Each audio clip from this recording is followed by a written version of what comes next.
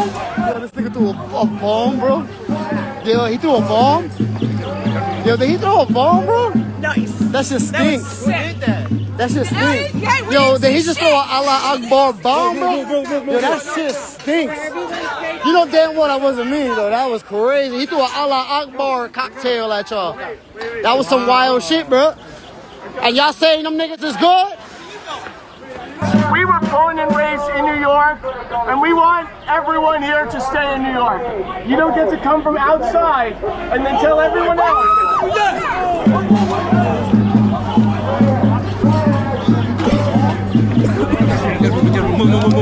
Welcome back to the Unaffiliated Mind, and today we're going to be discussing and reacting to this event that could have ended terribly for the bystanders, near this area, and that's including NYPD, even the anti-Islam protesters, a lot of individuals.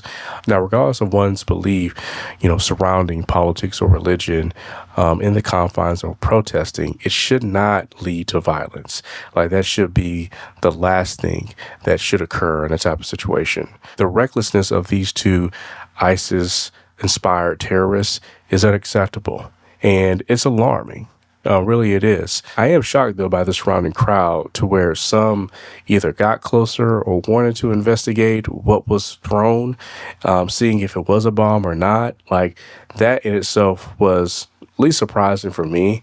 Like, situational awareness needs to be taught. I feel like that needs to be taught in any type of classes nowadays. You need to teach people situational awareness. But an aspect of this entire event that wasn't shocking, or I wasn't as shocked, was Zohar Mamdani's initial response on X. Let's go ahead and read the rest of his X comment to provide more context. White supremacist Jake Long organized a protest outside Gracie Mansion, rooted in bigotry and racism. Such hate has no place in New York City. It is an affront to our city's values and the unity that defines who we are. Now, what followed was even more disturbing. Violence at a protest is never acceptable. The attempt to use an explosive device and hurt others is not only criminal, it is reprehensible and the antithesis of who we are. I want to thank the brave men and women of the NYPD who acted quickly to keep New Yorkers safe. Our officers ran toward danger without hesitation, demonstrating once again the courage and dedication it takes to protect this city every single day. My administration is closely monitoring the situation, and I remain in close contact with our police commissioner. But let's go ahead and dive into the entirety of the clip of what transpired in this particular situation.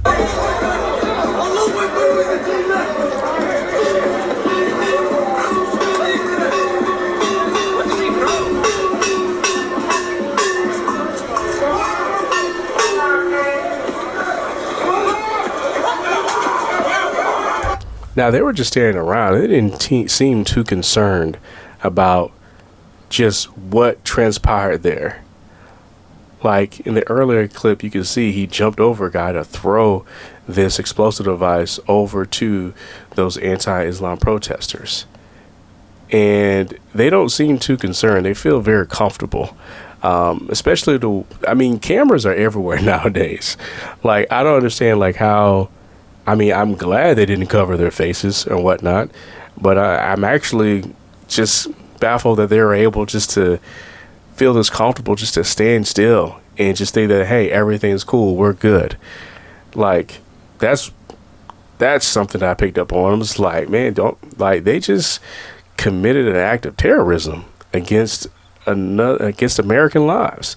Like, what are we doing here, guys? Whatever. All right, cool. I'm sorry. That was just an interesting detail that I saw in this clip. But yeah.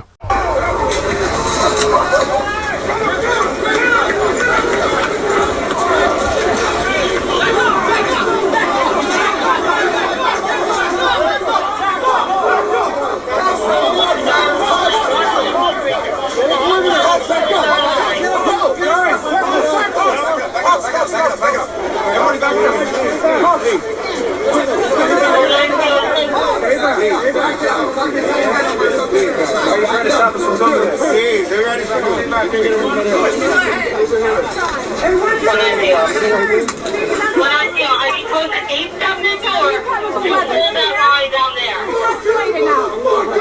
It's escalated now. When we told you the first time, you didn't believe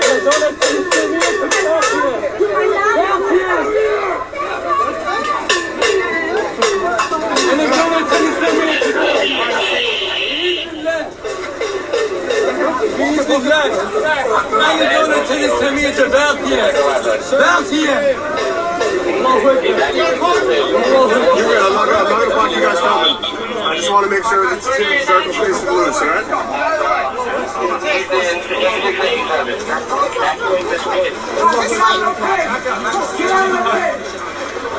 Get out of the pit! Come on! Guys, clear the pit!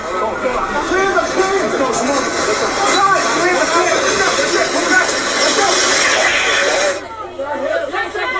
It's a different guy! It's a different guy!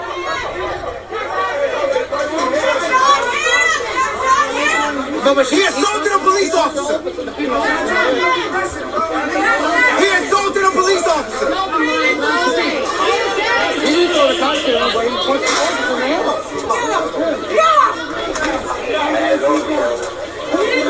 Does someone have your emergency contract? Does someone have your emergency contact?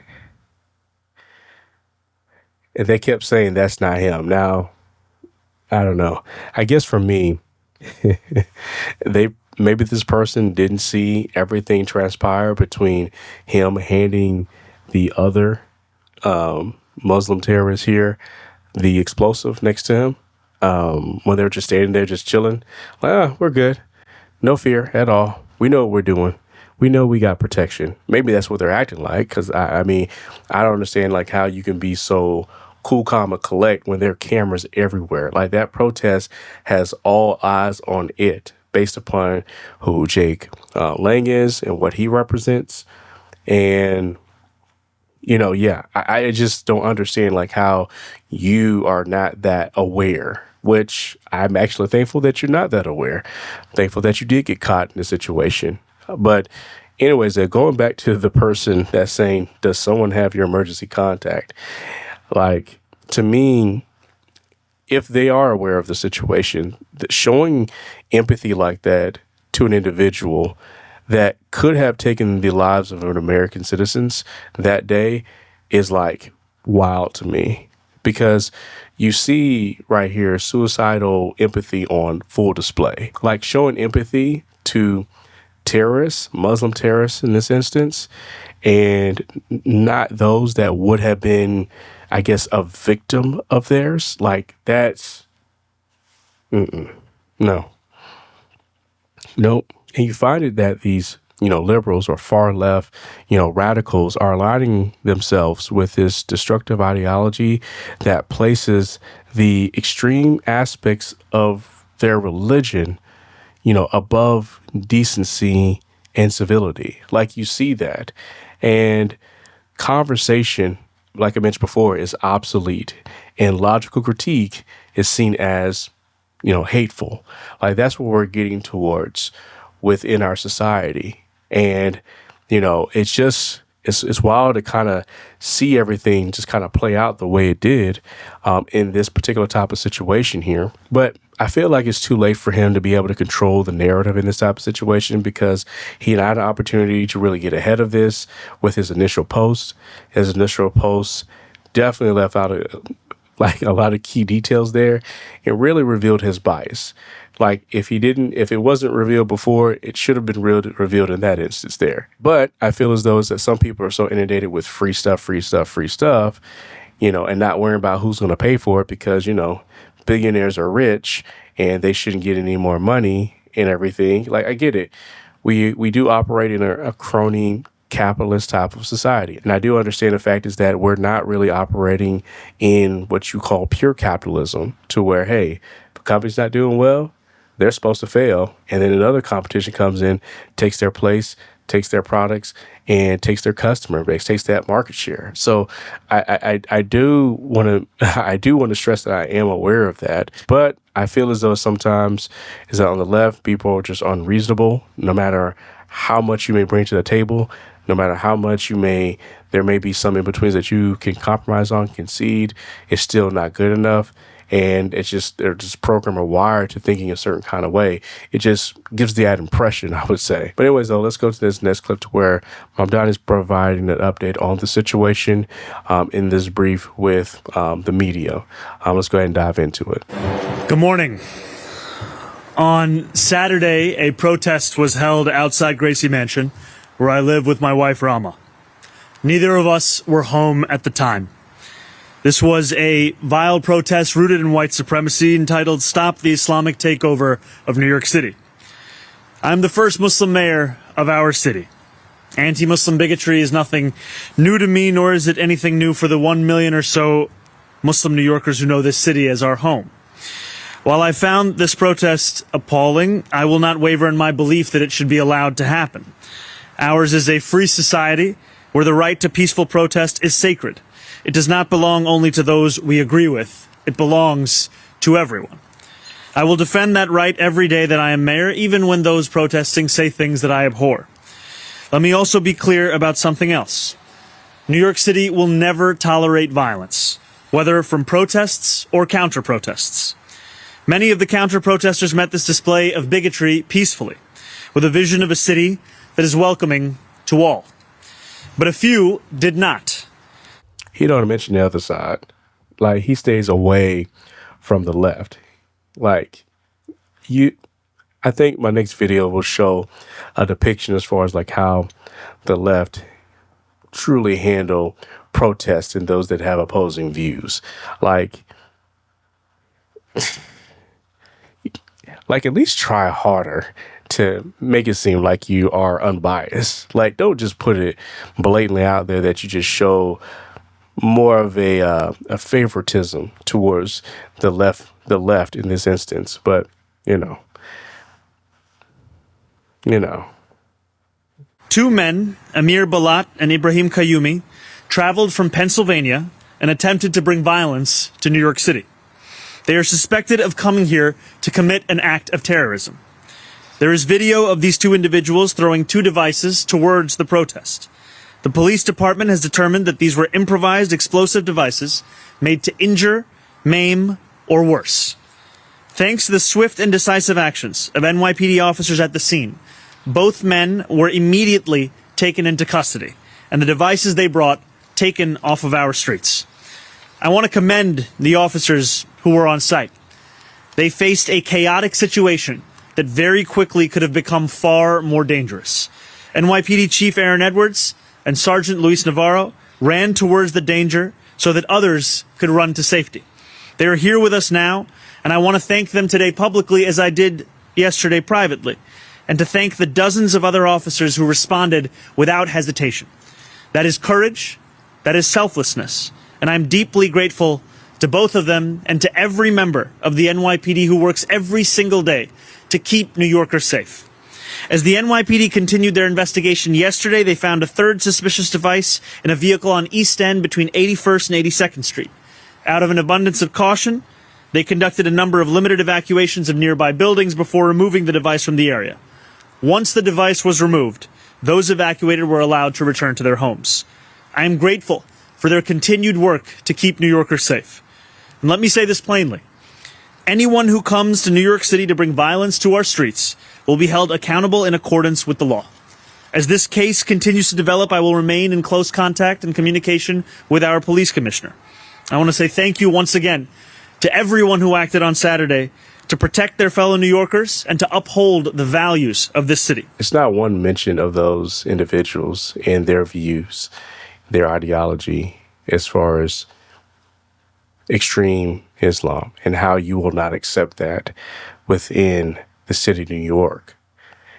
But even if you were to say it, I think that people would be hard-pressed to believe that's what you really mean. That's how you really feel. Even given with your wife liking these posts that were pro-Hamas, and you really didn't have an answer for that.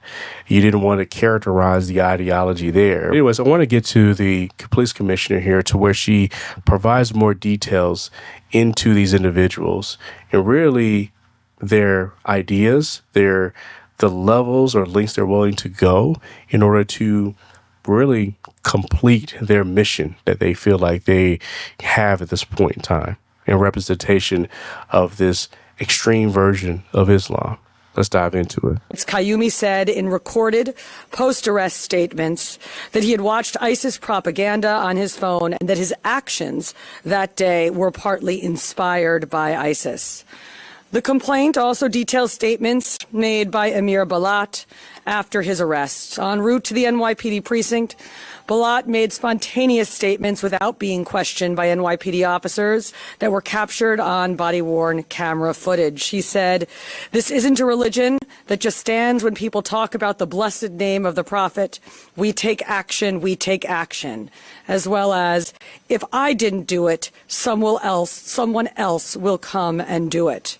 And later, after waiving his rights, he requested paper and wrote a message declaring in part, "I pledge my allegiance to the Islamic State.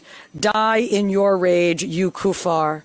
Now, "die in your rage" is a commonly known ISIS slogan, and kuffar is an Arabic term that refers to non-believers. If you don't believe what I believe, then you are the enemy. It truly exemplifies a depth that people are willing to go if the outcome of whatever interaction or engagement they may have with individuals doesn't lead to a conversion into, their belief system.